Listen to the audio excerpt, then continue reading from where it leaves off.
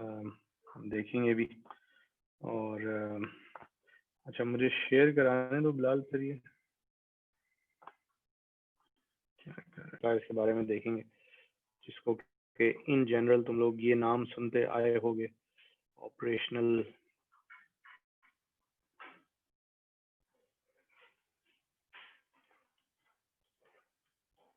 Amplifiers, ये सुनते आए होगे, और इसको शॉर्ट फॉर्म में तुम लोग ऑप एम्प भी कहते आए होगे अपनी अंडरग्रेड स्टडी से। सही है। So what is this and what are the major specs, तो हम उस पर भी बात करेंगे, और फिर जल्दी we would go towards step by step process कि जिसके थ्रू हम one particular type of op amp को डिज़ाइन की कोशिश करेंगे आज हाथ से। और फिर हम जो है संडे को इंशाल्लाह तुम लोगों का वो होगा RATA सेशन, जिसमें कि तुम लोगों को कैट टूल के ऊपर ये ऑप एम्प डिज़ाइन होता हुआ फिर दिखाया जाएगा। सही। तो जब ऑप एम्प का नाम सुनते हो तो क्या आता है तुम्हारे दिमाग में? Why do you call it operational amplifier? Why not just an amplifier? Why operational amplifier? So in general, it is general purpose. I mean, for different type, it can be used for different type of applications. RN अच्छी है, high है, सही है, R out low है, almost 50 ohm है, so it can drive decent amount of load, resistive load as well, मतलब ये काफी 20 milliamps of current दे सकता है, 1 volt across a 50 ohm resistor, सही है, which is a good thing. फिर ये कि it has तुम लोगों ने जो op amp यूज किया होगा, might remember कि there was LM741 शायद यूज किया हो, so उसका जो gain है starts from a very high value, and then there is a cutoff, and then it's something like this. So the cutoff is pretty early, like less than 7 hertz per cutoff बैठा हुआ है, and this value can be as large as 1 million. सही है। तो उसका जो DC gain है वो is as large as 1 million. So that is a good amplifier to have, कि अगर आप किसी के region में मतलब हैं तो you have a pretty large gain towards lower frequencies. सही है। तो general purpose है, special purpose नहीं है। higher frequencies के लिए दूसरे amplifiers की तरफ जाना पड़ता है। सही है। तो इसी तरीके से इसकी linearity है, उसकी मुख्तलिफ specs हैं, different things। सही है। linearity आ जाती है, power consumption है, तो ये कि मतलब it is something that can be easily used inside a lab for academic purposes। सही है। तो काफ़ी आराम से आप लैब के अंदर यूज़ कर सकते हैं। फिर इसी तरीके से मतलब फॉर लो परफॉर्मेंस एप्लीकेशंस के लिए आप इसको यूज़ कर सकते हैं, जिन्हें भी बहुत ज़्यादा हाई लीनियरिटी या लो पावर कंजम्पशन या बहुत ज़्यादा हाई गेन या हाई बैंडविड्थ नहीं चाहिए। मतलब हाई बैंडविड्थ क्या होती है, we would like to have something जो कि आगे जाकर कट ऑफ हो। सही है। So you'd like so that thing is called an operational amplifier. However, there is a slight difference between two things जो कि लोग फिर ना मिक्स अप कर जाते हैं। So एक चीज तो तुमने देख ली कि अभी हमने जिसको ऑप एम्प कहा, then there is something that is known as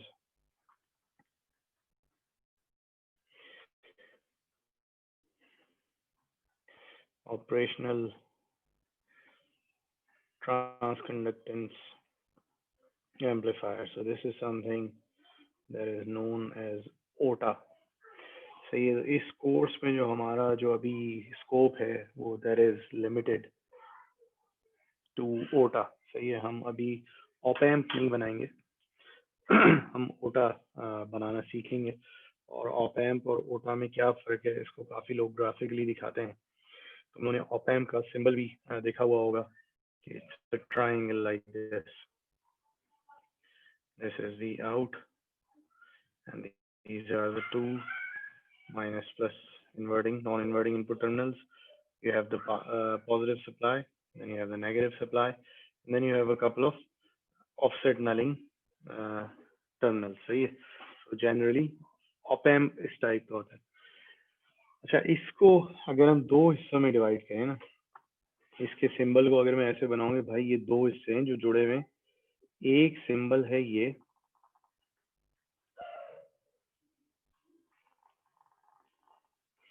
और दूसरा सिंबल है ये.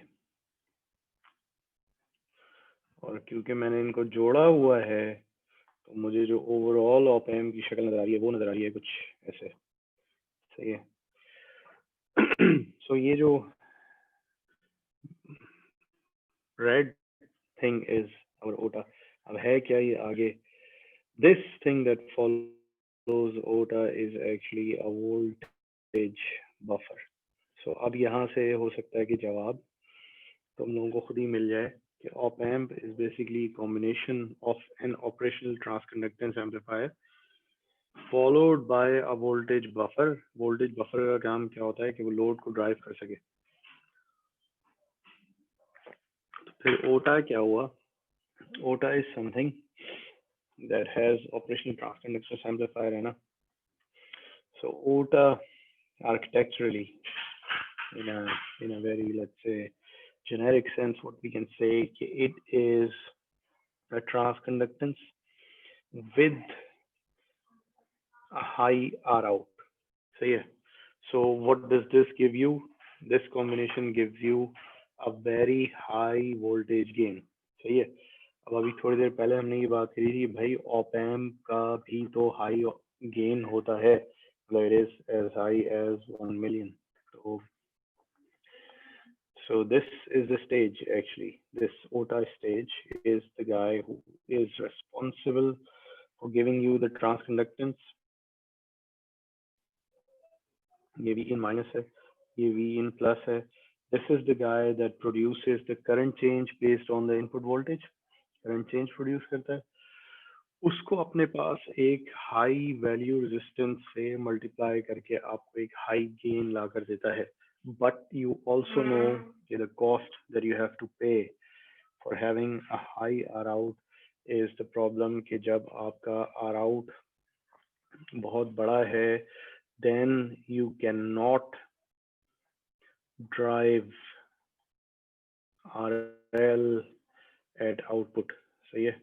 तो आपसे लोड रजिस्टर जो है वो फिर ड्राइव नहीं होता है, और ये वो खमियाजा है जो कि आपको हाई गेन के चक्कर में आर आउट को हाई करने के लिए भुगतना पड़ता है. तो अब क्या हो, क्योंकि हम तो general purpose amplifier op amp बनाना चाह रहे हैं, तो उसमें क्या हो कि अब आपसे लोड ही ना ड्राइव हो तो फिर फायदा क्या होगा. तो फिर क्या करते हैं, ऑप एम्प के अंदर ओटा के आगे फिर लगा दिया जाता है एक वोल्टेज बफर. voltage buffer क्या होता है? That guy's voltage gain is approximately 1. However, its current gain is high. That means कि इसका R out जो है वो is low relatively and it can drive load here at the output. सही, इस जगह पे load को drive कर सकता है. So that's the main thing. कि what is OTA? OTA is the guy that gives you a GM and then gives you a provision to get it multiplied with a high R out. और अभी तक जो तुम देखते रहे हो, जो एम्पलीफायर्स हमने देखे हैं अभी तक, जिसमें कि कॉमन सोर्स हो गया, कॉमन गेट हो गया, common drain falls in the category of voltage buffer. सही है. तो हमने इसीलिए पढ़ा था कि वोल्टेज बफर की भी एक हम शक्ल देखें. So these guys are all OTAs. Can't expect them to drive load. सही है. ये कैपेसिटिव लोड वगैरह को ड्राइव कर लेंगे, but if you ask for continuous DC current from them using a resistive load, तो इनकी परफॉर्मेंस मतलब तबाह बर्बाद हो जाएगी. They would not remain an amplifier. सही है. So that's the thing. So what we are going to do in this course is, the last stage of this course is actually a stepwise systematic design of an OTA. सही है. तो अब OTA की कुछ configurations पहले हम देख लेते हैं. और फिर उसके बाद उसका स्टेप वाइज डिज़ाइन देख लेंगे, सही है। So there is one very famous configuration that is known as telescopic operational transconductance amplifier. Telescope क्या होता है भाई? ये एक यूं करके अगर कोई लंबी सी चीज है उसको आप टेलीस्कोप कह देते हैं, या यही लंबी सी चीज ऐसी यूं करके लंबी हो जाए इस एक्सेस में तो उसको आप टेलीस्कोपिक कह देते हैं. So what happens here? Let's see. So for example, of course we are going to design a differential amplifier. So पहला आपके पास क्या चीज आएगी? लेट्स से कि we have a differential pair. Differential input pair आता है जिसमें इधर 1 लग गया और इधर भी 2 लग गया. ये हम पहले भी बना चुके हैं. उसके बाद क्या होता था कि यहाँ पर आपका आया करता था द लोड, सही है, जो कि ऊपर जाके pull up supply, higher side of supply से कनेक्ट हो जाता था. सो यहाँ पर एक लोड आया करता था that was responsible for converting the current change into voltage change. यहाँ से फिर आपका निकल आता था V out 1 और यहाँ से निकल आता था आपका V out 2. फिर हमने क्या किया था? To properly establish a common mode sense in our differential amplifier, we did install the bias current source here. सही है. तो हमने जो पिछले बार डिफरेंशियल एम्पलीफायर बनाया था it was something like this, सही है. और फिर हमने जब इसकी हाफ सर्किट के थ्रू हमने इसकी एनालिसिस करी थी, so the small signal gain was approximately equal to, again not going for the direction, sorry for the sign convention अभी नहीं देख रहे, so talking about its absolute. so इसमें यही था कि this was equal to GM 1 कह दो या 2 कह दो, दोनों की GM सेम है. then R0 1 parallel with RL. यहाँ पर it can also be R0 2 parallel with RL. RL का है? RL ये बैठी है आपकी, सही है. अच्छा, इसको चलो RL की बजाय let's call this RD, सही है. तो okay, give me a minute, call आ रही है.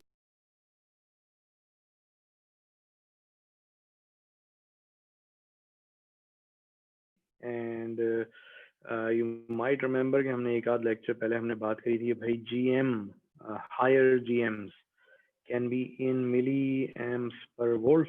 मतलब that is, let's say I'm talking about high GM, वरना इससे कम भी होती है.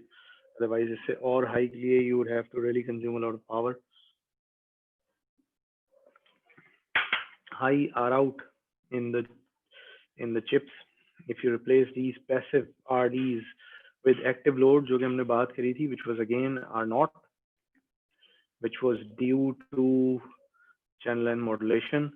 So ये तुम लोगों को याद होगा कि we were able to reach mega ohm range here. So milli multiplied by mega. So we were again just able to go where a gain of 1000 or something. I mean 100 से 1000 की range में हमें gain मिल रहा था. अभी तुम लोग देखो जो हम बात करके हमने जो बात शुरू करी थी, that was के हम कि हमें 741 ने जो गेन दिया है that is close to a million, the DC gain, सही है. तो ये 1000 से तो काम नहीं चलेगा. अब वो गेन जो है बेसिकली उसकी हमने एक फीडबैक, क्योंकि अभी हमने एक कैलकुलेशन एक टॉपिक हमने थोड़ा सा मिस करा है. मैं कोशिश करूंगा उससे जो एक रेलेवेंट चीज़ है ना वो बीच में कहीं मेंशन कर दूं, तो कि हाई गेन क्यों चाहिए होता है, तो वो खैर बात कर लेंगे. लेकिन एज यू कैन सी के we have a differential pair and we did analyse it last time कि हाँ भाई यही होता है, ऐसे चलता है वगैरह वगैरह सब कुछ. हमने कॉमन मोड भी अच्छा सेट कर दिया था, बायस पॉइंट अच्छा सेट कर दिया था, इधर रजिस्टर्स भी लगा दिए थे. We can also replace them with active loads, current source loads, transconductance बढ़ाकर हमने पावर भी चले बर्दाश्त कर ली थी. Still we are going where the order of magnitude is quite low as what we wanted. तो अब इसको कैसे बढ़ाया जाए? इसको बढ़ाने के ऑब्वियसली दो तरीके हैं कि या तो आप इसको बढ़ाएं, कोटा के क्या दो हिस्से हैं, एक जीएम है और एक आर आउट। या तो आप इसको बढ़ाएं या आप इसको बढ़ाएं। इसको तो बढ़ाने का आपने कहा कि हाँ, if you want to make circuit power hungry और आपने ज़्यादा पावर कंज्यूम करनी है तो आप बिल्कुल आप जीएम को बढ़ा लें और सब कुछ कर लें। दिस इज समथिंग अगेन के हम पैसिव से शुरू हुए थे, हमने उसको इम्प्रूव किया था, एक्टिव पर आए थे, मेगा ओम में आ गए थे। इट सीम्स कि we want a much higher value close to giga ohm of R out. अभी गीगा ओम कैसे आएगी? So this is where we start talking about structures like telescopic amplifiers. So, yeah. So what happens here then? Hmm.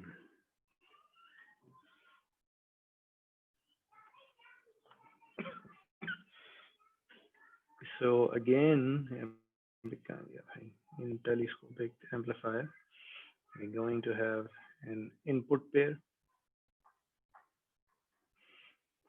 Again, we are going to have a current source, a bias current source.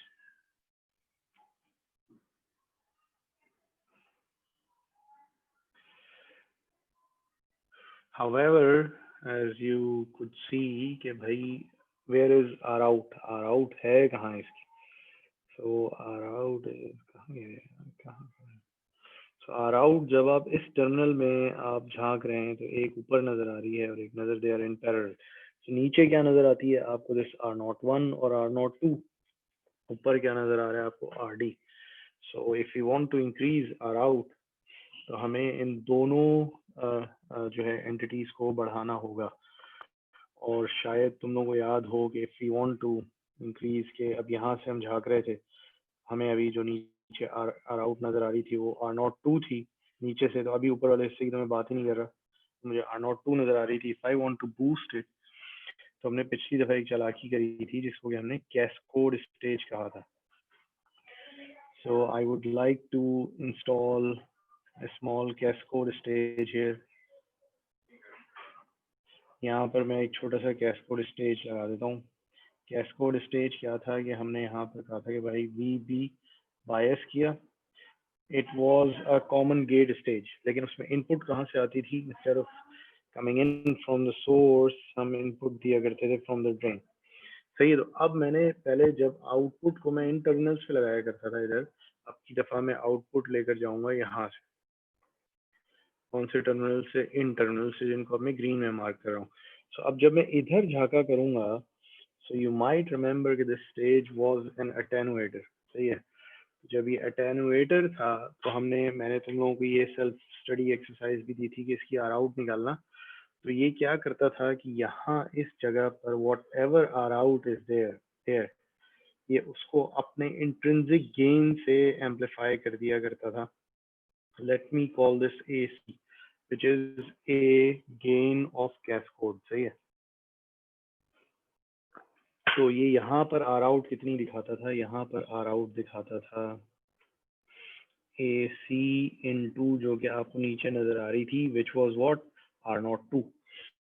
अच्छा, what, how much was its intrinsic gain? Intrinsic gain था, let me name this 3 and 4। सही है। तो इसका intrinsic gain था इसका अपना GM3, इसका अपना R0। so this is nothing but intrinsic gain of cascode। सही है। तो ये अपने इंट्रिंसिक गेन से मल्टीप्लाई कर देता था जो एग्जिस्टिंग रेजिस्टेंस नजर आ रही होती थी इसको सोर्स पर, उसको। सही है। So this intrinsic gain can be of the order of from 100 to 1000। ये वही चीज है GM-R0 जो ऊपर भी आप देखते हुए आए थे। सो सेम थिंग के 100 से 1000 तक हो सकता है। जब ये मेगा ओम 100 से 1000 वाले फैक्टर से मल्टीप्लाई हो रहा है, this is obviously getting boosted and this is getting where this is almost reaching a giga ohm level जो कि हम टारगेट कर रहे थे। तो हमें नजर आया कि इफ वी यूज अ कैस्कोड, अब इशू क्या है कि फर्ज करो अब मैंने अभी तो ये तो आधा बनाया ना मैंने एम्पलीफायर, ऊपर वाला हिस्सा तो मैंने बनाया नहीं। ऊपर जिसको हम लोड कहते हैं, जो कि लोड जाके मुझे फिर यहाँ से लगाएगा। तो नीचे तो चलो मैंने अब आर आउट बूस्ट कर ली, अगर ऊपर आउट मैंने बूस्ट नहीं करी तो ये दोनों पैरेलल में आएंगी और वो कम वाली जो है इसको भी कम कर देगी। सो आई नीड समथिंग जो कि ऊपर भी मैं देखूं तो it should be in giga ohm. Giga ohm में ऑब्वियसली पैसिव और सिंगल और वो सब कुछ तो लग नहीं सकता। So that leads us to using cascode load top as well. सही, और मुझे टॉप पे क्या करना होगा इस जगह पर कि I should use cascode load. Cascode load क्या होता है भाई? मैं करंट सोर्स लोड करता ही था यार, पीमॉस करंट सोर्स लगाता था ना एक्टिव लोड के लिए, जो कि मुझे आर नॉट देता था, मैं लगाता ही था। Now let me use a PMOS cascode. PMOS cascode क्या है? अगेन सॉरी, अगेन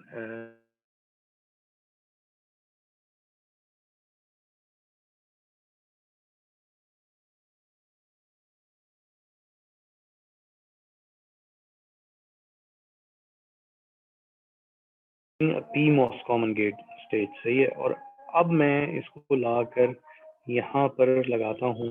मैंने लेट्स डिस्कस कि भाई ये तो हो गया कैस्कोड, द पीमॉस कैस्कोड वीवी2 वीवीपी2 बायस वोल्टेज 2।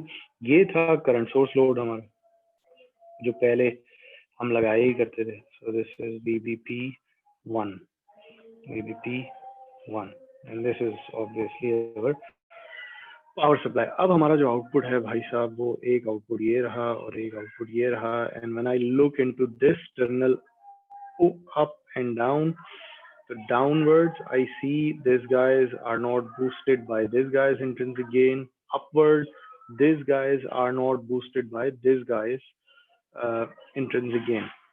अभी इसकी हम सारी एनालिसिस एक्सेट्रा ये वो करते हैं, लेकिन ये for now just try to follow it conceptually कि हमने किया क्या है कि हमने बेसिकली अपना इनपुट पेयर ये रहा, ये इनपुट पेयर था, इसकी आर नोट को बूस्ट करने के लिए इसके ऊपर एक एनमॉस कैस्कोड स्टेज लगाया है। So this is nothing but an NMOS cascode stage. ये हमारा एक्टिव करंट सोर्स लोड हुआ करता था, जो कहाँ लगता था? डायरेक्टली इनपुट पेयर के ऊपर लगता था, इसके ऊपर सॉरी इनपुट पेयर ये रेड वाले के ऊपर लगता था, सही है। अब उसके ऊपर एक तो पहली कैस्कोड आ गया, एनमॉस का कैस्कोड आ गया, ये आ गया। उसको इस वाले करंट सोर्स लोड के साथ भी नीचे हमने एक पी मॉस कैस्कोड लोड लगाया है और फिर फाइनली उसको कनेक्ट किया। सो अब दो हिस्से हैं यार आउट के। पहला हिस्सा है जो कि आप यहाँ से झाँक रहे हैं, दूसरा हिस्सा जो कि आप यहाँ से नीचे झाँक रहे हैं। These two things are in parallel at this output node. और यहाँ हाफ सर्किट है, ज़ाहिर है दोनों तरफ सिमेट्रिक चीजें होंगी। तो ऊपर वाला हिस्सा क्या है कि इसकी जो आर नॉट थी करंट सोर्स लोड की, उसको इसने बूस्ट करा इस कैस्कोड ने। इसकी जो आर नॉट थी उसको बूस्ट करा इसने। अच्छा, ये करंट सोर्स आया हुआ क्या कर रही? करंट सोर्स आया हुआ कुछ नहीं कर रही। You might remember this C ground. तो सर्किट जो है वो यहाँ पर खत्म हो चुका है, डीसी में है, सब कुछ है, ये यही है जो कि डीसी ऑपरेटिंग पॉइंट सेट करती है। लेकिन एसी ग्राउंड यहाँ पर आकर स्मॉल सिग्नल सर्किट जो है यहाँ खत्म हो चुका है। Nothing happens here because of, मतलब टाइम डिपेंडेंट चेंजेस पर डिपेंडेंट नहीं है। ये ऊपर जाता है, ये उतना ही नीचे जाता है, ये वहीं पे बैठी रहती है। This is something that we saw before as well. तो ये डिस्कस किया था हमने। सो अब जब इस स्ट्रक्चर को देखो, दिस इज लाइक, इसको मैं थोड़ा सा सफाई से बनाता हूँ। This is like narrow barrel sort of structure. PMOS current source load, PMOS cascode,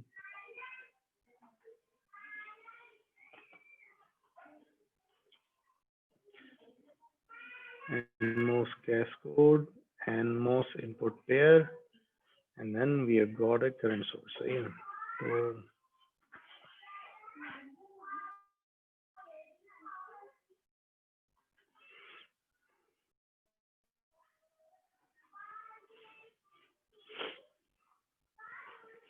यही चीज सेम जो है यहाँ इसके बराबर में रिपीट होती है because it's a differential amplifier.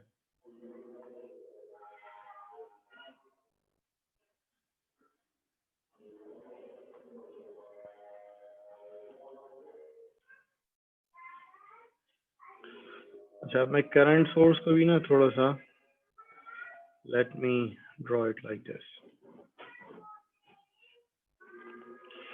I hope you guys would follow me, क्योंकि अब ये वो स्टेज है जबकि हम मुख्तलिफ जगहों से होते हुए जो मुख्तलिफ स्टेजेस में हमने चीज़ें पढ़ी थी, फाइनली अब वो यहाँ यूज़ हो रही हैं.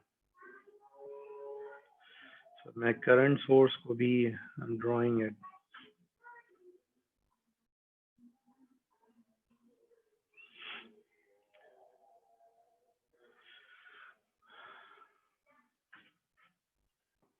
So I hope you guys appreciate कि क्या बना हुआ है. क्या बना हुआ है भाई ये ब्लैक और करंट मिररिंग कर रहे हैं. Right. So this is our I main और ISS और IOTA, जो भी नाम रखना है इसका. ये दो हिस्सों में डिवाइड हो जाता है, दोनों ब्रांचेस में. आधा इधर चला जाता है, आधा इधर चला जाता है. देन सही है. तो ये कि यहाँ पर भी मैं लिख दूँ यार, this is VN2, this is same thing VBN1, this is same thing VBP2, this is same thing VBP1. ठीक है. सो अब इस स्ट्रक्चर को देखो, this is a very narrow deep structure. ये ऐसे आ रहा है ऊपर से नीचे. So that's why they call it telescopic structure.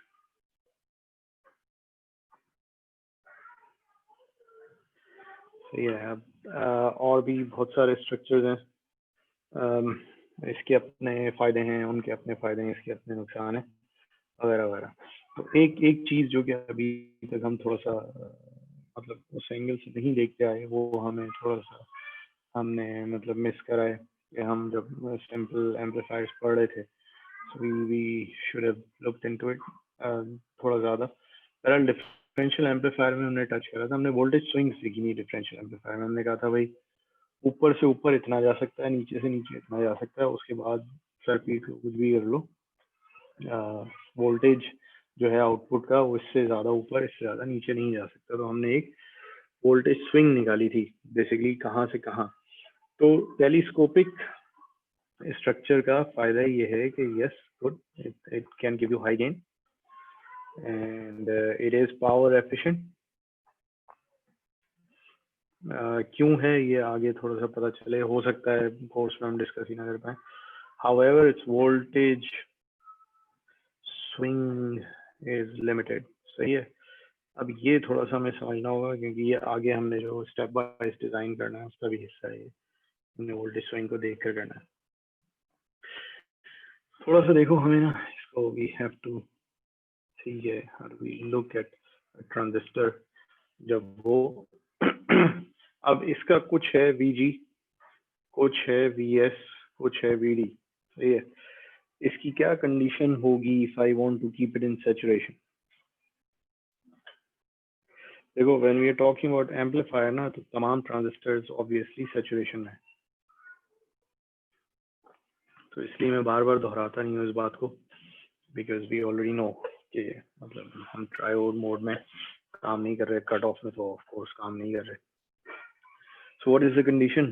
Condition is कि आप कहते हैं कि VG minus VS minus VTH should be what as compared to VD minus VS?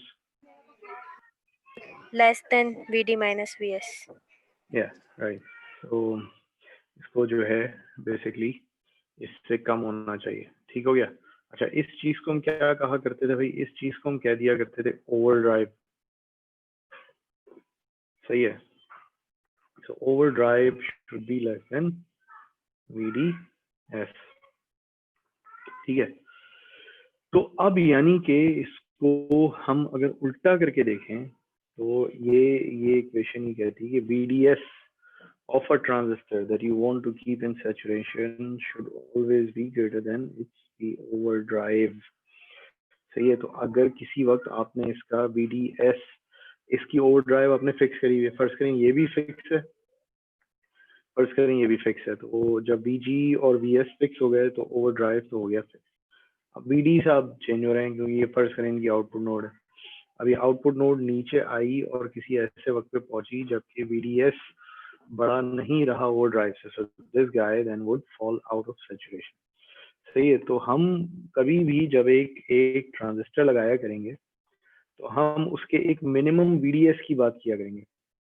हम कहेंगे यार इस ट्रांजिस्टर ने इतना VDS तो खाना ही खाना है जब ये लगा हुआ है। कहाँ खाना है कि जैसे आप एक रजिस्टर लगा होता है, फिर आगे एक और रजिस्टर लगा होता है, फिर एक और रजिस्टर लगा होता है, आप कहते हैं यार करंट फ्लो कर रहा है, इतना ड्रॉप तो यहाँ आना है, फिर इतना ड्रॉप तो यहाँ आना है, वो आना ही है, अगर जो रास्ते में लगा है तो करंट पे डिपेंड करते हैं उतना ड्रॉप आना। सो जब ट्रांजिस्टर के ऊपर ट्रांजिस्टर्स ऐसे करके स्टैक हुए हुए हैं तो then we would talk about कि यार इतना VDS इसको देना ही देना है या इतना ड्रॉप क्यों क्यों, ताकि ये कंडीशन फुलफिल हो सके जो कि ऊपर अभी हमने देखी है। क्या कंडीशन कि VDS of a transistor that is being kept in saturation should be greater than it's overdrive. अच्छा, ओवरड्राइव आप फिक्स कर चुके, आपने इसको भी फिक्स किया था, इसकी गेट को, इसको भी फिक्स किया था, उसके बाद आपने इसको भी फिक्स किया था, उसके बाद आपने इसको भी फिक्स किया था, उसके बाद इसको भी फिक्स किया था, इसको। अब आप ये कह रहे हैं भाई कि ये जो है ना, this should establish a relationship कि VDS ऐसा हो कि जो ओवरड्राइव से बड़ा हो, तो एक इसका VDS मिन होगा, सही है। लेट्स कॉल दिस, जो कि किसके बराबर होगा, जो कि V ओवरड्राइव 1 के बराबर होगा। कौन है ये? 1 ये, 2 ये है, 3 ये। तो आप कहेंगे यार देखो इस ये वाला जो वोल्टेज है ना, इस लेवल से नीचे नहीं जा सकता। किस लेवल से नीचे? इसके ओवरड्राइव से नीचे। अच्छा, फिर आप कहते हैं देखो भाई ये और ये दोनों मिलकर एक VDS2 डिफाइन करते हैं, और VDS2 जो है has to remain greater than equal to V overdrive 2। तो मिनिमम ये है कि इसकी गिर्द भी एक ड्रॉप चाहिए, सही है, इतना VDS चाहिए, फिर ये कि ये भी चाहिए, इधर भी चाहिए। तो अब जब आप ये देख रहे हैं कि यार जब आप स्टैक करते चले जा रहे हैं चीजों को ट्रांजिस्टर को एक दूसरे के ऊपर स्टैक कर रहे हैं, तो इधर फर्स्ट करो यहाँ एक आउटपुट थी और एक आउटपुट ये थी। जब ये आउटपुट यहाँ नीचे जाती थी, जब ये नीचे जाती थी तो ये भी नीचे जाता था, सही है। जब ये नीचे जाता था, अब ये सब फिक्स बैठे हुए हैं क्योंकि because this is AC ground, तो इसका VDS कम होता था। लेट्स कॉल दिस 1 2, VDS2 कम होता था। अब VDS2 इतना कम नहीं हो सकता कि आप इस ओवरड्राइव से कम कर दें, यहाँ से यहाँ जो आपने ओवरड्राइव सेट करी। इसी तरीके से there is a drop that is to be maintain here, the VDS drop. ये VDS ड्रॉप यहाँ पर भी मेंटेन करना होगा, तब जाकर यू कैन इंश्योर कि ये जो 3 और 4 कैस्कोड डिवाइसेस हैं, तो अब आप बेसिकली अपनी आउटपुट की स्विंग पर एक लिमिट लगा रहे हैं। आप कह रहे हैं भाई आउटपुट नीचे बिल्कुल जा सकती है, लेकिन इतनी नीचे नहीं जा सकती कि मेरा minimum VDS of cascode, minimum VDS of input pair जो है उससे नीचे चली जाए। तो इससे ज्यादा आप आउटपुट को नीचे नहीं ले जा सकते। सो this is defining a lower boundary for V out मिन, सही है। तो आप कहेंगे भाई कितने मुझे नीचे VDS चाहिए? एक तो कैस्कोड का चाहिए, कैस्कोड का ओवरड्राइव के बराबर भी वो चाहिए, 3 कर देता हूँ इसको। फिर इनपुट पेयर के ओवरड्राइव के बराबर चाहिए, फिर एक आपकी करंट सोर्स भी लगी है, लेट्स कॉल दिस 0, सही है, नंबर 0 दे देते हैं। सो एक भी ओवरड्राइव 0 के बराबर भी चाहिए। इससे अगर नीचे आउटपुट गई then one of these devices would fall out of saturation, और फिर जो है आप मुझसे एम्पलीफायर के बारे में भी बात नहीं करिएगा। अच्छा, यही फिर मामला उल्टा भी हो सकता है। अब फर्स्ट करो आउटपुट ऊपर जा रही है, अब ऊपर इतनी ऊपर नहीं जा सकती कि ये जो 3 4 5 6 7 8 जो डिवाइसेस हैं ये सैचुरेशन से निकल जाएं। जब आउटपुट ऊपर जा रही है इनका VDS कम हो रहा है, तो अब बेसिकली अब आप V आउट मैक्स भी डिफाइन कर रहे हैं। आप V आउट मैक्स कह रहे हैं यार कि V आउट मैक्स में इससे ऊपर नहीं जा सकता कि VDD तक जाने की कोशिश है। VDD से ऊपर तो आप ऐसे नहीं जा सकते, लेकिन VDD से मुझे कितना नीचे रहना होगा? V overdrive 7 and V overdrive of 5। देखो अब मैं एक ब्रांच में लिख रहा हूँ, सारे दोनों ब्रांचेस में सिमेट्रिक चीज है, मतलब वही दूसरी ब्रांच में V ओवरड्राइव 6 एंड 8 हो जाएगा, ये इक्वेशन जो है। तो ये मैं एक ब्रांच का लिख रहा हूँ। अभी डिफरेंशियल एम्पलीफायर तुम लोगों को पता है, इट्स अ सिमेट्रिक थिंग जो कि इस तरीके से चलता है। सो टेलीस्कोपिक स्ट्रक्चर है। टेलीस्कोपिक स्ट्रक्चर किस वजह से है? क्योंकि ट्रांजिस्टर एक दूसरे के ऊपर स्टैक होके एक टनल लाइक स्ट्रक्चर बना हुआ है, which is giving you high gain and it's power efficient. जो भी करंट है इधर ही से गुजरता है। दूसरे एम्पलीफायर्स में शायद हम देख पाएं कि हाँ दूसरी जगहों से गुजरता है, शायद हम वो एम्पलीफायर कॉन्फ़िगरेशन ना देख पाएं। लेकिन इससे क्या हो रहा है कि अब हमारा वोल्टेज स्विंग एक दूसरे के ऊपर स्टैक करने की वजह से लिमिटेड हो रहा है। Yes, so that is something that we have to consider when we talk about telescoping amplifiers. So yeah, now let's get into a stepwise design process. कि अगर first को कोई आता है हमें, कोई कहता है यार telescoping amplifier बना दें भाई, ये मेरी specs हैं, तो आपके पास आता है how does he start and how do you start from those specs. फिर शायद तुम लोगों को ये जरा clear हो कि कैसे इसको लेकर आगे चलना है।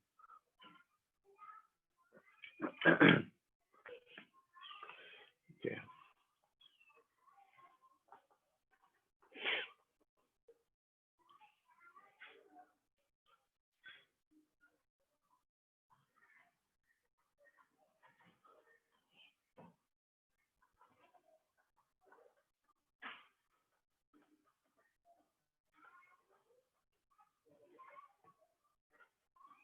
अच्छा होल्ड करो थोड़ा, मैं आता हूँ।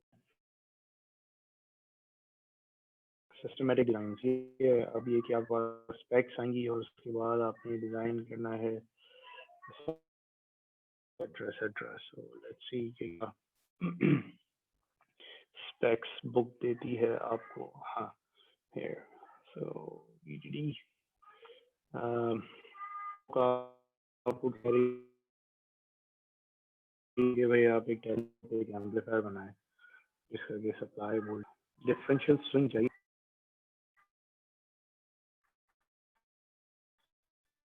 Out differential. सही है, ये दूसरी स्पेक्स का हिस्सा है। पावर कंजम्पशन जो है वो ये कह रहे हैं कि should be less than equal to 10 milliwatt तक हो सकती है। सही है,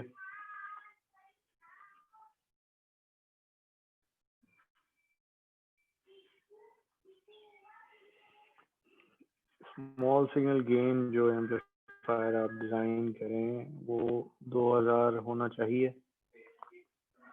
इसी तरीके से म्यू पी दिया हुआ है इन्होंने,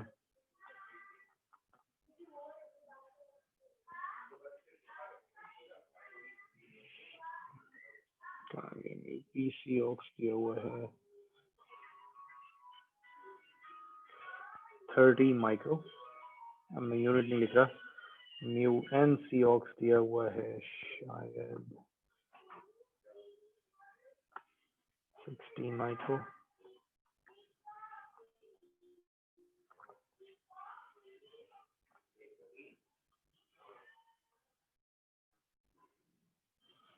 VTH and VTHP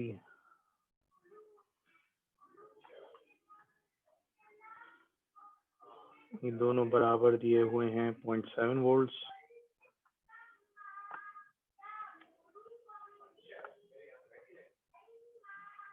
lambda N जो है वो 0.1 है और लैम्डा पी जो है वो 0.2 है। अच्छा जरा होल्ड करना, मैं एक मिनट आता हूँ।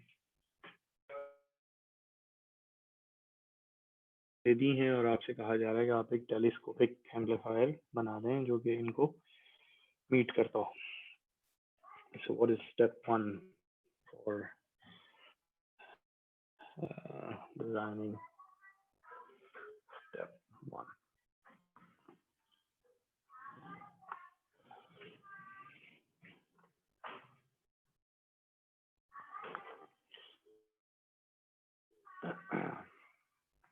Step 1 is allocating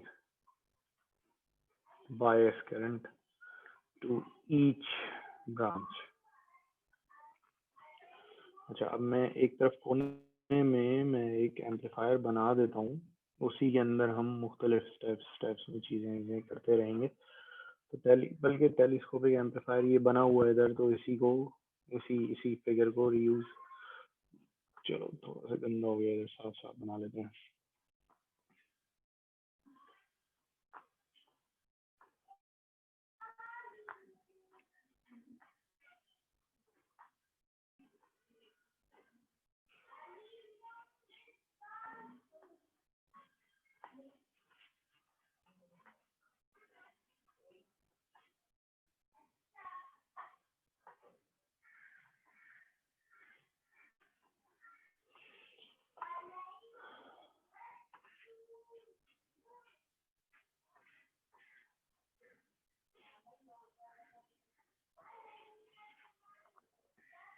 तो ये हो गया आपका टेलीस्कोपिक एम्पलीफायर, जिसपे के स्पेक्स के मुताबिक फिर उन्हें मुख्तलिफ चीज़ों को सेट करना है। राइट, तो allocating bias current to each branch. तो अब हमने देखना शुरू करा भाई कि बायस करंट है कितना जो हमारे पास है। अभी तो किसी ने कोई जिक्र ही नहीं किया। सप्लाई है, डिफरेंशियल आउटपुट स्विंग है, पावर है, गेन है, ट्रांसकंडक्टेंस पैरामीटर्स हैं, चैनल एंड मॉड्यूलेशन कोफिशिएंट्स हैं, थ्रेशोल्ड वोल्टेज है। मैं बायस करंट के अपनी तरफ से कुछ अज्यूम करूं या क्या करूं, क्या ख्याल है?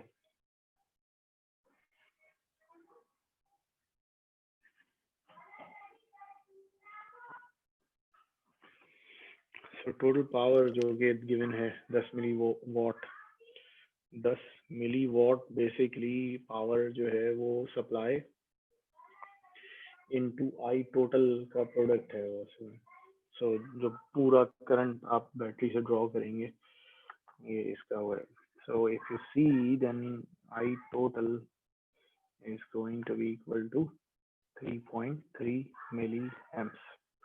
ठीक है, यानी कि आपके पास टोटल करंट जो उसमें आया भाई 3.3 मिली एम्प से ज़्यादा नहीं खर्च करना। ठीक है, सो अब हमने यहाँ पर देखकर थोड़ा सा मतलब कि किस तरीके से किधर। तो अब हम एक काम ये करेंगे कि भाई इसमें से ना 3 अलग कर लेते हैं, 0.3 अलग कर लेते हैं, दोनों ब्रांचेस को, इस ब्रांच को और इस ब्रांच को आधा आधा, 1.5 मिली एम्प इसको और 1.5 मिली एम्प इसको दे दिया।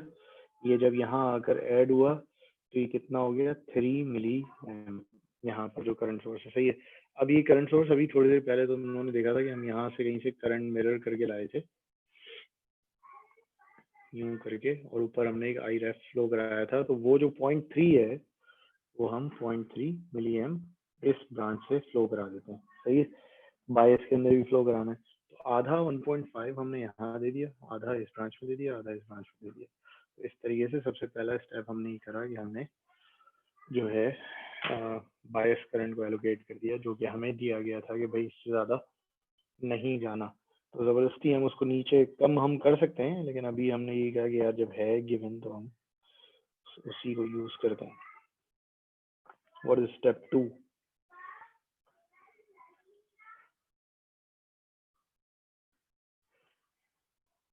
allocate the overdrive to each MOSFET.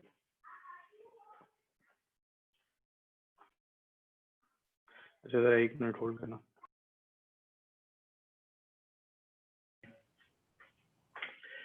तो चलो यार, second step, allocating overdrive to each MOSFET।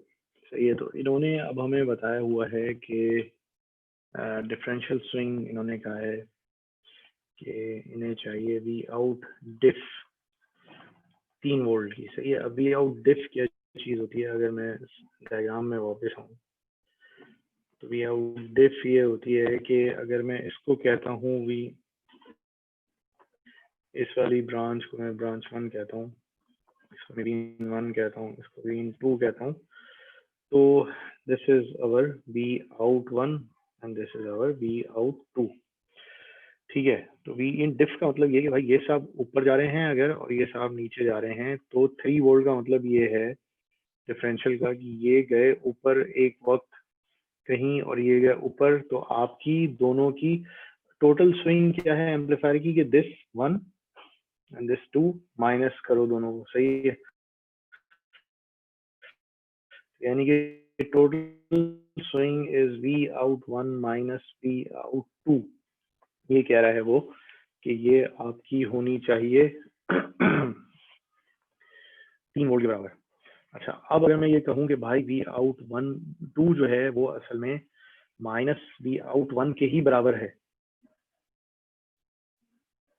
मतलब ये जितना ऊपर गया है ये उतना ही नीचे गया है वी आउट 2 जो है, सही है। तो ये कोई गलत बात नहीं होगी। तो यानी कि इसका मतलब ये होगा 2 वी आउट 1 बराबर है 3 वोल्ट के, यानी कि हमें वी आउट 1 यानी कि एक ब्रांच में हमें जो स्विंग चाहिए है वो 1.5 वोल्ट चाहिए। 1.5 वोल्ट को अगर आधा करो तो इसका मतलब है कि 0.75 ऊपर और 0.75 नीचे। अब किसी किसी सेंटर पॉइंट से तो 0.75 अगर ऊपर चली जाए और 0.75 नीचे आ जाए, then this is a swing of 1.5 volt, जो कि आपको एक सिंगल ब्रांच में चाहिए है। अब मुझे थोड़ा सा इन डिवाइसेस को नंबर कर देना दो, वही बुक वाला 1 2 3 4 5 6 7 8 9। तो बुक ने नंबर किया हुआ है, this is device 1, device 1, this is device 2, 3 4 5 6 7 8, और इसको इस वाला जो यहाँ पर एनमोस होगा जो कि मैंने अभी करंट सोर्स बनाया है उसको डिवाइस 9 कहा, सही है। सो अब मैं एक सिंगल ब्रांच की बात करूं तो अगर मैं कहूं कि भाई ये एक ट्रांजिस्टर ये है ट्रांजिस्टर 9, इसको सैचुरेशन में रखना है तो इसका एक हमें VDS देना होगा विच इज वी ओवरड्राइव 9। इस ब्रांच पर आ जाऊं लेफ्ट साइड पर, तो अब ये दोनों सिमेट्रिक हैं left right branches. Left branch पर आऊं तो एक मुझे VDS देना होगा जो कि डिवाइस 1 के अक्रॉस होगा which has to be equal to V overdrive 1। एक VDS देना होगा जो कि V overdrive 3 के बराबर होगा इधर, एक देना होगा इधर जो कि V overdrive 5 के बराबर होगा, एक देना होगा इधर जो कि V overdrive 7 के बराबर होगा। अच्छा, ऊपर VDD है। तो अब अगर मैं देखूं जिसको कि मैं अपनी जबान में कहता हूं वोल्टेज हेडरूम, तो चलो वी आउट डिफरेंशियल तो ये था, वी आउट सिंगल एंडेड हमने निकाला कि 1.5 वोल्ट चाहिए हमें। अब मैं जरा वोल्टेज हेडरूम निकालूं या वोल्टेज मार्जिन निकालूं या हेडरूम, तो 3 वोल्ट टोटल स्विंग है, मतलब मैं 3 वोल्ट से 0 तक आ सकता हूँ। उसके बाद मैं ये देख रहा हूँ कि यार उसमें से कुछ मेरे पास रिस्ट्रिक्शन है। कौन सी रिस्ट्रिक्शन है? एक मैंने overdrive 9 which is the current source, the main current source down there. Sir ठीक से नजर नहीं आ रहा, शायद आपने जूम आउट किया हाँ हुआ मैं बहुत जूम ज्यादा। कर लेता हूँ, जूम कर लेता हूँ।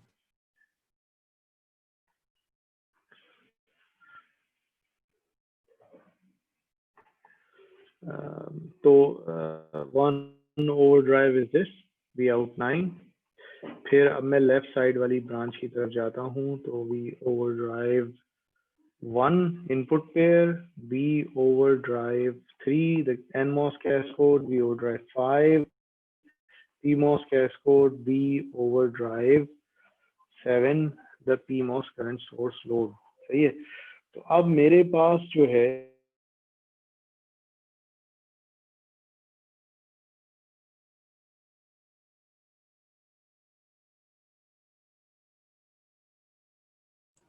हेलो सर, आवाज नहीं आ रही।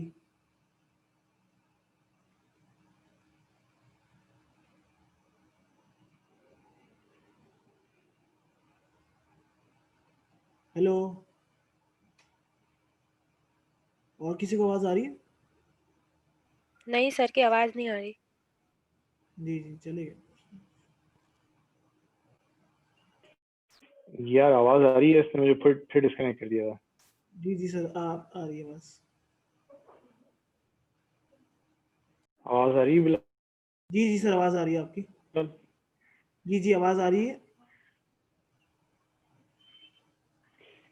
बिलाल आवाज आ रही है? जी जी हेलो, आवाज आ रही है सर, आवाज आ रही है आपकी। हेलो सर, आवाज आ रही है? हेलो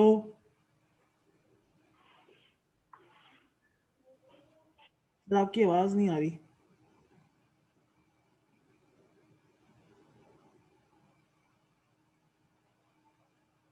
हेलो,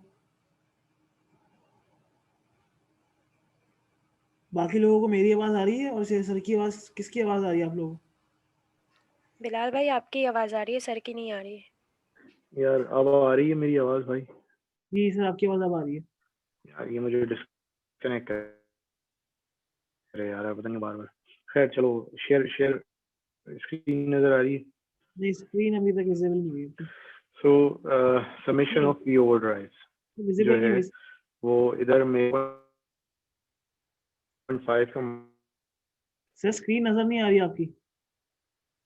आवाज आ रही है बिलाल? सर स्क्रीन नजर नहीं आ रही। स्क्रीन अब मेरे पास विजिबल है। अब सही है, अब सही है, अब आ गई। आ रही है, चलो सही है। सो इसका मतलब क्या हुआ कि ओवरड्राइव्स के लिए यहाँ समेशन ऑफ ओवरड्राइव्स के लिए हमारे पास 1.5 वोल्ट है। अब मैं 1.5 वोल्ट इन 5 लोगों को कैसे देता हूँ? इसको कितना देता हूँ, इसको कितना, इसको कितना, इसको कितना, इसको कितना, दैट्स अप टू मी। लेकिन इन सर ये जो स्टेप तमाम ओवरड्राइव्स को, सर सॉरी आवाज कट रही है, मुझे नहीं समझ में आया। सर ये जो स्टेप 2 है ये हाँ मिस बोले। हो गया हमारा, ठीक से हमें समझ नहीं आया, कुछ चीजें मिस हो गई थी बीच से।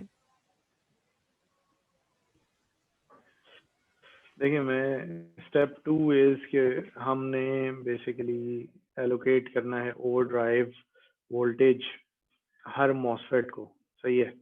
तो अब यहाँ हम चले कैसे हैं? पहले हमें एक स्पेक दी गई है, वो ये है कि आउटपुट डिफरेंशियल 3 वोल्ट चाहिए है इनको एम्पलीफायर की, सही है। तो उससे हमने फिर डिफरेंशियल से हमने निकाला कि इसका मतलब सिंगल एंडेड में क्या है। सिंगल एंडेड हमने यहाँ निकाला, हमने कहा भाई डिफरेंशियल आउटपुट ये होती है, दोनों आउटपुट बराबर हैं, ये 3 है, तो इसका मतलब है एक को होना चाहिए 1.5 वोल्ट। 1.5 वोल्ट पर आ गए हम कि हमें जो है 1.5 चाहिए। कब? जब चाहिए जबकि मैं टोटल स्विंग में से बाकी तमाम जो मैंने इधर उधर ओवरड्राइव एलोकेट करने हैं, यानी कि अगर मैं बाकी फिर ट्रांजिस्टर की तरफ जाऊं, अब ये इसमें मसला हो रहा है कि इस तरीके से वो किसी और बोर्ड पे सामने होती ना दोनों डायग्राम। देखिए होता क्या है, ऊपर से लेकर वीडीडी से मैं ऊपर नहीं जा सकता और ग्राउंड से मैं नीचे नहीं जा सकता, सही है। तो मैं मैक्सिमम मेरे पास स्विंग क्या है, VDD -0 which is 3 volts। 3 volts में से मेरे बीच में से वोल्टेज ड्रॉप कौन कराता है? एक वी ओवरड्राइव 9 कराता है, क्योंकि इतना मुझे वीडीएस देना है इसके गिर्द, वरना ही सैचुरेशन से बाहर आ जाए। फिर अगर मैं लेफ्ट साइड वाली ब्रांच पे ऊपर जाना शुरू करूं तो V overdrive 1, V overdrive 3, V overdrive 5, V overdrive 7, ये तमाम वो वोल्टेज ड्रॉप्स हैं जो कि मैंने देने हैं, ये मेरे पास देने हैं इसलिए to keep all the devices in saturation. ये मेरे पास किसी काम के नहीं रहेंगे, ये सिर्फ डिवाइसेस और सैचुरेशन में काम आएंगे। उसके बाद जो स्विंग है वो उनमें से जो बच के निकलेगा वो फिर उससे निकलेगा, सही है।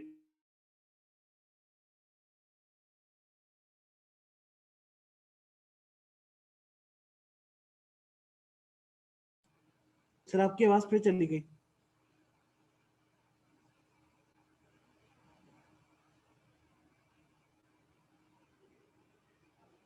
हेलो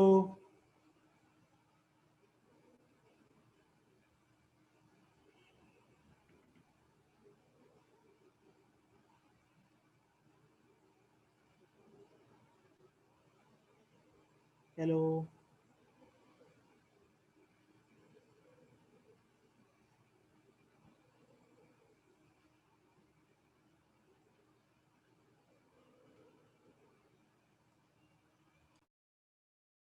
वो ड्राइव्स को एलोकेट करने के लिए तो screen screen share share, yes screen share. हाँ यार आ गई जी जी सर, आ गई अब सही। स्क्रीन, आ गई जी सर, आ गई स्क्रीन आ गई सर। सही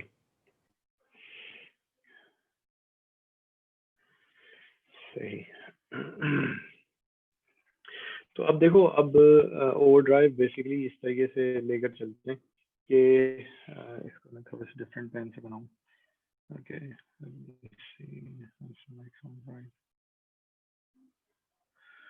तो सबसे ज्यादा करंट जो फ्लो कर रहा होगा वो इस वाले NMOS से कर रहा होगा, ये जो M9 है, सही है। इससे क्यों फ्लो कर रहा होगा? क्योंकि ये करंट 1.5 आएगा, ये करंट 1.5 आएगा और 3 मिली एम्प मिलकर इससे फ्लो करेगा। अब तुम लोगों को पता है कि ID जो सैचुरेशन में ID की इक्वेशन है is equal to KN V overdrive square.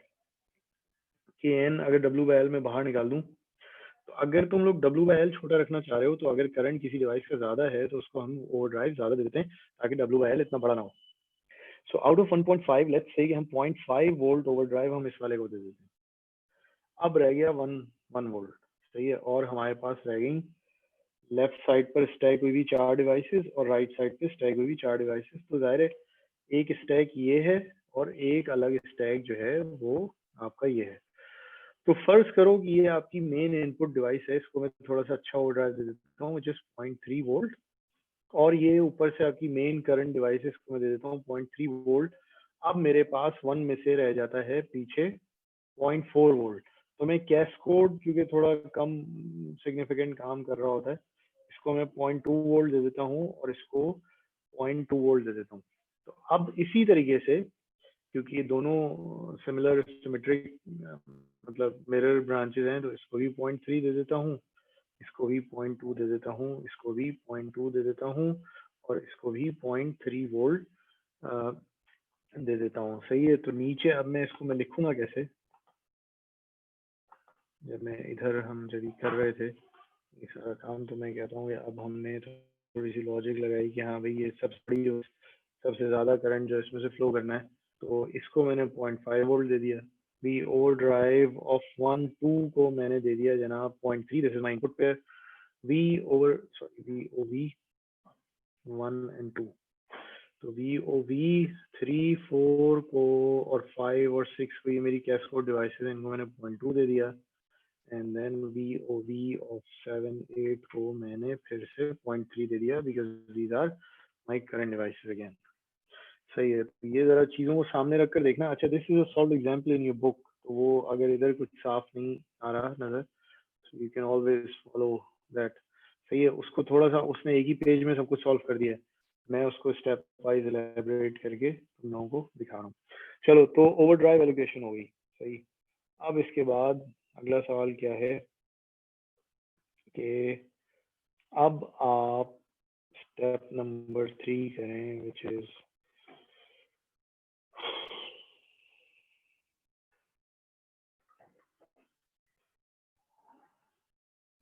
Device dimensions. अभी तक हमने ये नहीं देखा कि यार मैंने किस ट्रांजिस्टर की W/L क्या रखनी है। तो अब देखो, अब तुम लोग हर ट्रांजिस्टर का करंट पता चलिए, सही। KN तुम लोगों को पता है, ओवरड्राइव तुम लोगों को पता है। तो अब करंट की इक्वेशन जो होती है सैचुरेशन में वो होती है ये, सही है।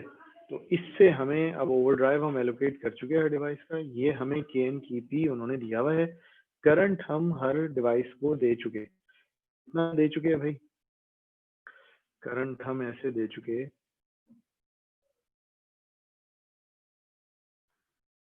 कि यहाँ मेन करंट सोर्स से 3 मिली एम्पेयर फ्लो कर रहा है और ये आधा डिवाइड होकर 1.5, इस पूरी ब्रांच से 1.5, इस वाली से पूरा 1.5 और इस वाली से पूरा 1.5 फ्लो कर रहा है।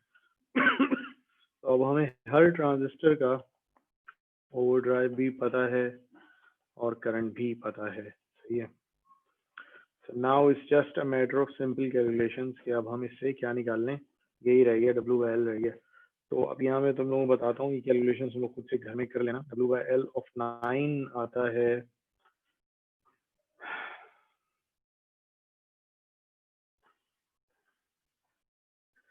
400। अच्छा, जरा होल्ड करना भाई।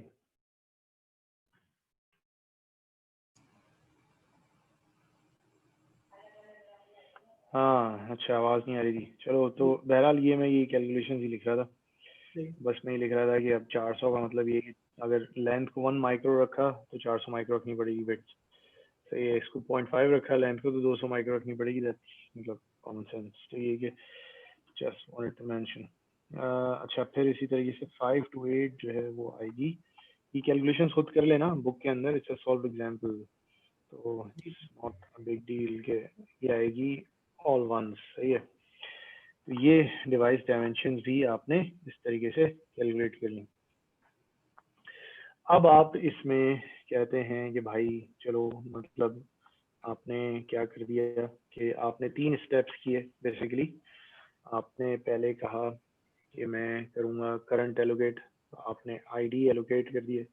स्टेप 2 में आपने कहा कि मैं वी ओवरड्राइव एलोकेट करूँगा, आपने कर दिया। उसके बाद आपने कहा मैं डायमेंशंस दूंगा। अब नाउ स्टेप 4 इज लाइक के let's calculate small signal parameter like gain. सही है। तो गेन किस चीज के बराबर होता है भाई? इस गेन में टेलीस्कोपिक की गेन की इक्वेशन खुद से भी देखना। I am just giving you के again going for half circuit concept. तो GM1 यूज कर लो या GM2 कर लो, कॉमे का मतलब है इनमें से कोई एक आएगा। सही है। फिर R01 boosted by GM3 R03, ये क्या हुआ? इन पैरेलल विद, अच्छा ये R01 भी हो सकता है और 2 भी हो सकता है, कॉमा या तो इसकी जगह ये है, ये GM3 भी हो सकता है, सॉरी GM3 एंड GM3 आएगी या 4 आएगा, और R03 आएगा या 4 आएगा, इन पैरेलल विद R0 of 7 या 8 boosted by GM of, अब ये मैं अभी थोड़ी देर में बता दूंगा क्या हो रहा है। उसमें वो फिगर सामने ना होना, then it's kind of difficult। तो GM कौन बूस्ट कर रहा है इसको? GM7 8 को 5 या 6 एंड देन R0 of 5 या 6 इसको बूस्ट कर रहा है। ये हो गई आपकी इनपुट पेयर की GM, गेन के अंदर ये होता है। फिर R आउट होती है। R आउट क्या है भाई? ये रहा इनपुट पेयर का R out boosted by NMOS cascode in parallel with current source load R out boosted by PMOS cascode intrinsic gain. सही है। तो ये आपके ओवरऑल गेन की इक्वेशन बन गई। सेल्फ स्टडी करना ये, खैर मैंने बेस्ड ऑन जैसे हम पहले निकालते रहे पिछले, सेल्फ स्टडी से खुद से एक स्मॉल सिग्नल मॉडल बना के खुद से निकाल लेना। सही है। So it's going to be pretty straightforward, कोई ऐसा इशू नहीं है। तो अब सवाल ये है कि ये तमाम GM और R0 हमारे पास कहाँ से आएगा? सही है। तो GM का मैं आपको एक फॉर्मूला याद दिलाता हूँ जो कि आपने निकाला था, 2ID ओवर V ओवरड्राइव। सही है।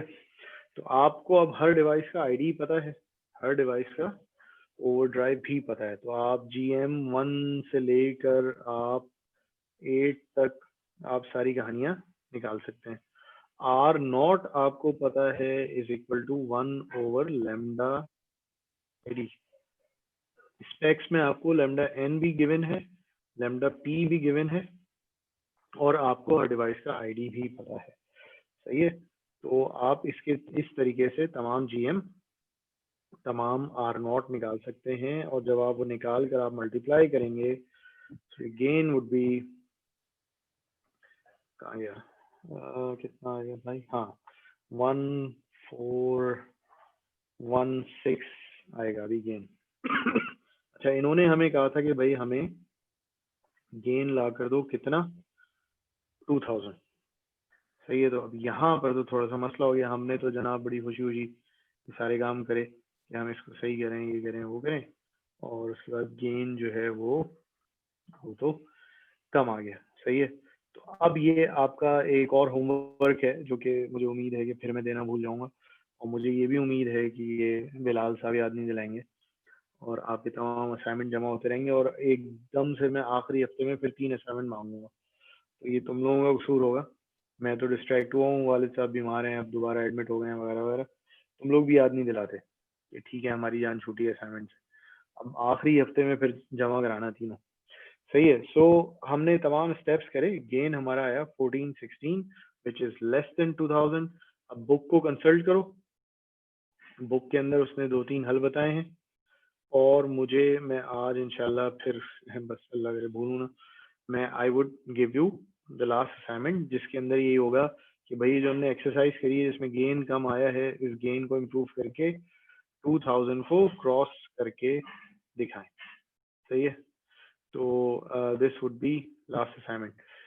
अच्छा, अब टेक्निकली इस को अभी रोकते हैं इधर ही लेक्चर को। तो हमने थोड़ा सा आज सिस्टमेटिक प्रोसेस देख लिया on how to design an OTA design का देख लिया। सही है। हमने 2 चीजों पर डंडी मारी हुई है अभी इस कोर्स में, जो कि अभी नहीं तो 3 चीजों पे चलो मैं कह देता हूँ। एक हमने फीडबैक मिस करा है, एक हमने नॉइज नहीं पढ़ी है, और एक हमने जो है कैट टूल्स हम तुम्हारे मतलब तुम तक नहीं पहुंचा सके कि जो है तुम लोग हाथ से उसके ऊपर काम करो। तो इस चीज को तो अभी हम क्या कर रहे हैं, इस संडे को तुम्हारा RATA सेशन है। सही है। उसमें यही जो एम्पलीफायर अभी तुमने हाथ से डिजाइन होते हुए देखा है, इसी एम्पलीफायर को कैट टूल के अंदर डिजाइन होते हुए देखोगे। इंटरैक्टिव सेशन होगा, सवाल पूछना है, कहना जनाब यहाँ जिधर आप 10 रख रहे हैं 1 रख दें, बताएं क्या होता है, रिजल्ट बताएं क्या, गेन वेन ये वो फलाना फलाना सब कुछ। सही। तो अभी तो तुम देखो हमने सिर्फ और सिर्फ DC गेन की बात करी है, अभी हमने ना बैंडविड्थ की बात करी है इसमें, ना हमने नॉइस, तो अभी खैर हमने देखा ही नहीं, वरना हम नॉइस से ऑप्टिमाइज करते, और बहुत सारी चीजें हैं, लीनियरिटी और इस टाइप की चीजें अभी हमने इसके अंदर देखी नहीं। सो इट्स अ स्टार्ट कि हाँ हम कम से कम गेन तक कैसे पहुंचा जाता है किसी एम्पलीफायर के। RATA सेशन होगा, उसके अंदर ये तुम्हें बता देंगे, and then we would launch you a very simple similar design example, कि जिसके अंदर हम तुम्हें कुछ स्पेक्स देंगे और तुमसे कहेंगे कि जाओ यार ये की रिटर्न कैलकुलेशन लेकर आओ ग्रुप के अंदर। सही है। वो 4 ग्रुप, उसके बाद 4 ग्रुप्स आएंगे, उनका एक अजीब फायदा होगा कि यहाँ RATA अपनी एक टेस्ट बेच लिए बैठे होंगे, उसमें वो आपसे पूछेंगे हाँ भाई इसकी W/L में कितनी कर दूं, जनाब इतनी कर, हाँ भाई का इस बाइस का करंट कितना दूं, आप जो आपने बताएंगे वैल्यूज, वो वैल्यूज डालेंगे उस टेस्ट में और टेस्ट में चलाएंगे, डिजाइन एग्जांपल्स चलो क्या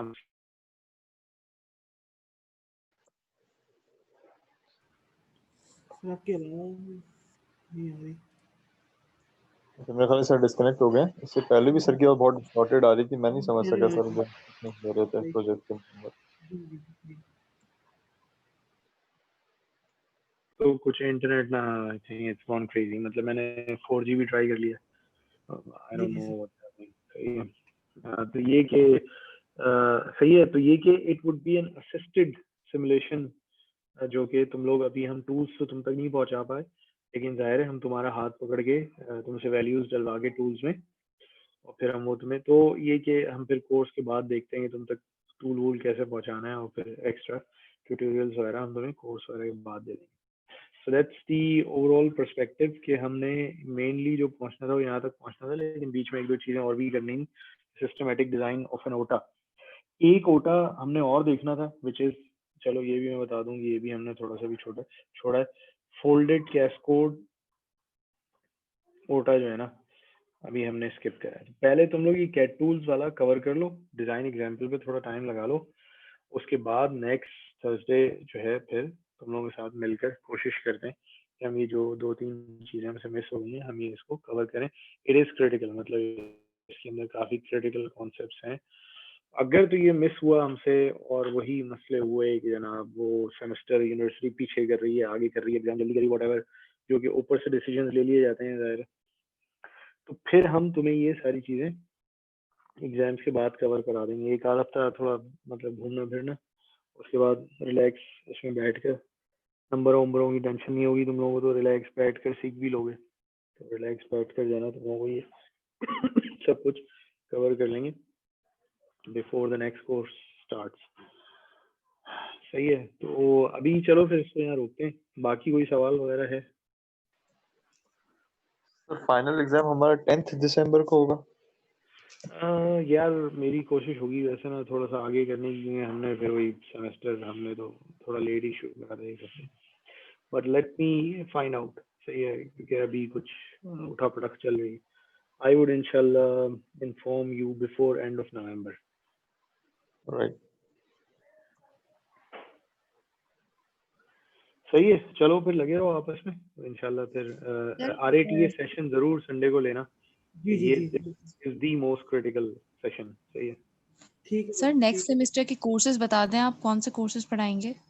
हाँ, ये हम लोग ये AICD 1 पढ़ रहे हैं ना, तो AICD 2 पढ़ेंगे। इसी को एक एडवांस लेवल पे लेकर जाएंगे और एक्चुअल सेंसर्स के इंटरफेसेस वगैरह बनाएंगे। यही इन्हीं एम्पलीफायर्स को कि किस सेंसर पे क्या लगाना है, किस सेंसर पे क्या लगाना है, वो हम पढ़ेंगे। सही है, फिर क्या होगा?